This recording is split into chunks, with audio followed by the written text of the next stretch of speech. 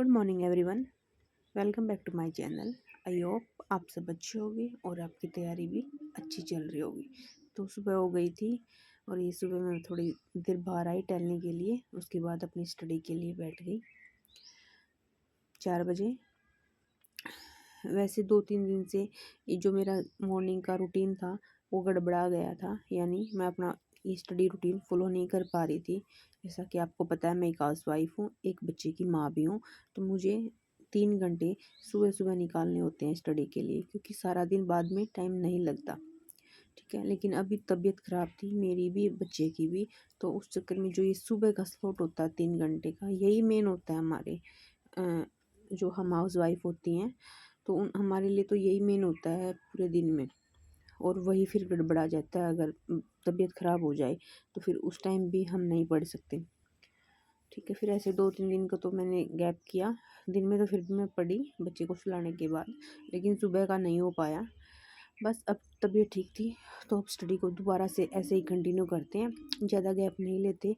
अगर ज़्यादा गैप ले लेते हैं तो फिर मुश्किल हो जाता है कंटिन्यूटी बनाना, और फिर मतलब ऐसे ही आलस सा आता है और फिर चिड़चिड़ा सा रह जाता है कि नहीं स्टडी नहीं हो रही। तो इसलिए जितना जल्दी हो सके उतना जल्दी अपनी स्टडी पे कंटिन्यू करो। अगर बीच में कोई गैप आ रहा है तबीयत की वजह से, या कोई भी आपका फेस्टिवल है या कुछ भी रिस्पॉन्सिबिलिटीज़ और आ जाती हैं अपनी हाउसवाइफ की, तो ठीक है ना, थोड़ा सा गैप लेके अपनी स्टडी को कंटिन्यू रखो। तो वैसे हम बहुत ज़्यादा डिमोटिवेट हो जाते हैं क्योंकि हमारी जर्नी लंबी हो जाती है। फेलियर फेलियर फेलियर फेलियर, क्या करें, छोड़ दें पढ़ाई, पढ़ें ना पढ़ें, क्या करें। अब शादी हो गई, बच्चे हो गए, अभी टाइम नहीं लगता। जब फ्री थे तभी नहीं हुआ हमसे, तो अब कैसे होगा। लेकिन नहीं, हमें और जो हमारे से नीचे हैं, मतलब जिनकी सिचुएशन हमसे भी ख़राब है, हमें उनको देखना चाहिए। वो भी तो लगे हुए हैं, वो भी तो कर रहे हैं, तो हम क्यों नहीं कर सकते। एक ऐसी स्टोरी, मतलब उस लड़की की 5 साल की एज थी जब उसने अपने पापा को खो दिया। ठीक है, और मतलब इतनी गरीबी उसने देखी अपने परिवार में, उसके बाद भी वो बीपीएससी टॉप किया उसने। तो देखो आप, कितनी बड़ी बात है उस लड़की के लिए। अगर वो कर सकती है तो हम क्यों नहीं कर सकते, हम भी कर सकते हैं ना। ठीक है, और शादी करना सब कुछ नहीं है। शादी ठीक है, एक है जो भी है, ठीक है शादी कर ली, लेकिन अपना कैरियर बनाना, एक आपके लिए इंडिपेंडेंट होना बहुत ज़रूरी है। आपको नहीं पता इन फ्यूचर आपकी लाइफ में क्या सिचुएशन हो, आपकी फैमिली को हैंडल कौन करेगा। आप करोगे ना, कोई नहीं आता साथ देने वाला। 2 दिन आ जाएंगे, 4 दिन आ जाएंगे, लेकिन फाइनली तो आपको ही संभालना है। आपने आपकी फैमिली को, आपके बच्चों को, आपको सारी रिस्पॉन्सिबिलिटीज़ आपको ही निभानी है। अगर आप फाइनेंशियली इंडिपेंडेंट हो तो आप कुछ भी कर सकते हो। इन केस आपकी हेल्थ इश्यू हो गई कोई भी, आप नहीं कर पा रहे हो, कुछ काम नहीं कर पा रहे हो, बच्चे को हैंडल नहीं कर पा रहे हो, लेकिन आपके पास फाइनेंशियली कुछ है, आप फाइनेंशियली इंडिपेंडेंट हो, तो आप केयर टेकर लगा सकते हो, हेल्पर लगा सकते हो।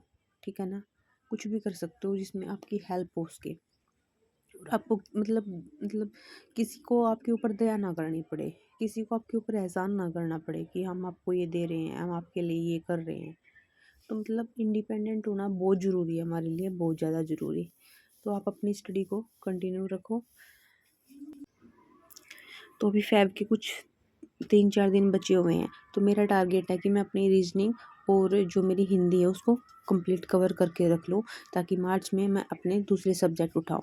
कई बार जो ये छोटे छोटे सब्जेक्ट होते हैं, इंग्लिश, हिंदी, रीजनिंग, हम इनको इतना ईजी ले लेते हैं कि नहीं ये तो हो जाएगा, लेकिन नहीं, ये हमारे स्कोरिंग मार्क्स हैं। अगर हम इनमें ही कुछ टॉपिक को छोड़ दें या फिर जो हमारा वीक है उस पर ध्यान ना दें, तो नंबर कट जाएंगे वहाँ पे। ठीक है ना, और वहाँ में नंबर नहीं कटने देने हैं। इन सब्जेक्ट्स में मैं अपने नंबर बिल्कुल भी नहीं कटने देने। अगर 15 की रीजनिंग आ रही है तो मैं कोशिश करनी है कि 15 आउट ऑफ 15 हो, ताकि जो हमारा वीक सब्जेक्ट है अगर हम उसमें कम स्कोर कर पा रहे हैं तो वो हमें रीजनिंग, इंग्लिश, हिंदी, ये सब्जेक्ट हमें टॉप करवाने में हेल्प करे, हमें एग्ज़ाम क्लियर करवाने में हमारी हेल्प करे।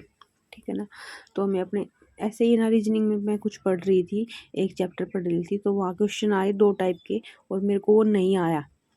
ठीक है, तब मैंने ध्यान से देखा कि स्टेटमेंट में एक इफ़ और मीन्स के 2 वर्ड की वजह से क्वेश्चन कैसे हमारा रॉन्ग हो जाता है। वही मैं आपके साथ भी शेयर करूँगी अभी। ठीक है। तो ये देखो, if blue means green, green means black, black means white, white means pink, pink means red and red means orange, then what is the colour of blood. तो ब्लड का कलर कैसा होता है हमारा, रेड। लेकिन हमें किस क्वेश्चन में वो ढूंढना होता है कि रेड का मीन्स क्या है। तो रेड का मीन्स है हमारा ऑरेंज। तो हम यहाँ, मुझे कंफर्म है मेरी तरह आप भी रेड मीन्स ऑरेंज ही लगाओगे, ठीक है ना। लेकिन जब मीन्स हो ना तो उसमें पीछे वाले को लेते हैं, ना कि एक स्टेप आगे वाले को, यानी कि किसका मीन्स है रेड, यानी पिंक मीन्स रेड। अगर आपको पता है तो वेल एंड गुड, नहीं पता तो मैंने आपको बता दिया, तो आप इसको नोट डाउन कर लेना, ठीक है।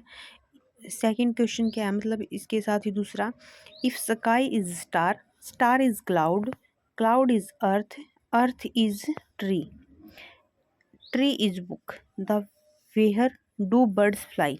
तो फ्लाई मतलब बर्ड्स कहाँ फ्लाई करते हैं, स्काई में, यानी आसमान में। तो स्काई मीन्स क्या है, मतलब स्काई इज स्टार, तो इसका आंसर क्या होगा, स्टार। तो इज है तो +1, मतलब एक स्टेप आगे वाला आंसर होगा हमारा। और इज कोल्ड भी आता तो भी एक आगे स्टेप वाला होता हमारा आंसर, ठीक है।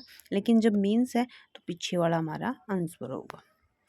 आपको वीडियो कैसी लगी, आपको अच्छी लगी तो आप लाइक करना और शेयर करना।